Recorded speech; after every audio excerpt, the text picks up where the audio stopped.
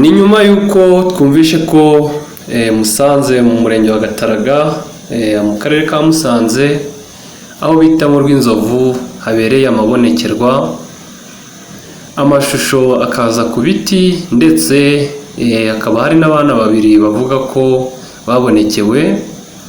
Iyi nkuru ni inkuru yasakaye mu gihe gito iba Kimomo, imenwa n'abantu benshi cyane bagiye batandukanye, ndetse biba ngombwa ko bahaza ari benshi cyane, haza imbaga y'abantu benshi cyane bagiye batandukanye baje kwirebera ibyo bari bumvishe. Rero nyuma y'uko ibyo bibaye, habayeho kuba hatangazwa ko atari byo, bitangazwa n'ubuyobozi bw'akarere ka Musanze ndetse bitangazwa na Padiri mukuru wa Paruwasi ya Busogo.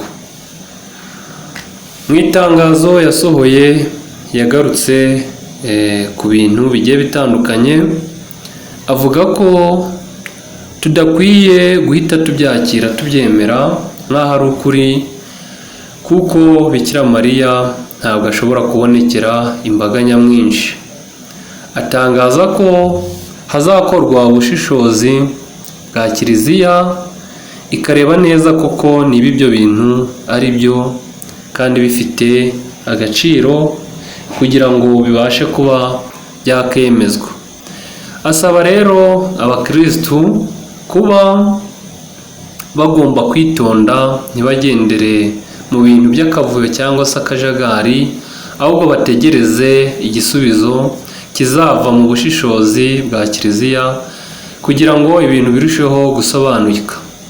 Ndetse n'ubuyobozi bw'akarere ka Musanze nk'uko twabivuze nabwo bwabigarutseho buvuga ko iyi nkuru atari yo, bakaba basaba abantu rero gutuza ndetse bakanategereza igisubizo cya Kiliziya izakorana ubushishozi, ikareba koko niba ari byo bikaba byakemezwa, cyangwa se niba atari byo nabyo bikaba bitakemezwa.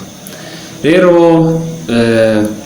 nibyo twagiraga ngo tugarukeho. Turabashimira ko mudahwema kudutega amatwi, mukomeze mutegereze mwihanganye, igisubizo cy'ukuri tuzakimenyeshwa na Kiliziya mu bushishozi izabikorana bwimbitse kandi bufite aho bwerekeza. Turabashimiye rero, niba ari ubwa mbere ugeze hano kandi subscribe kugira ngo tujye duhora tubana uko bwije n'uko bukeye. Turabashimira kandi turabakunda cyane. Bye bye.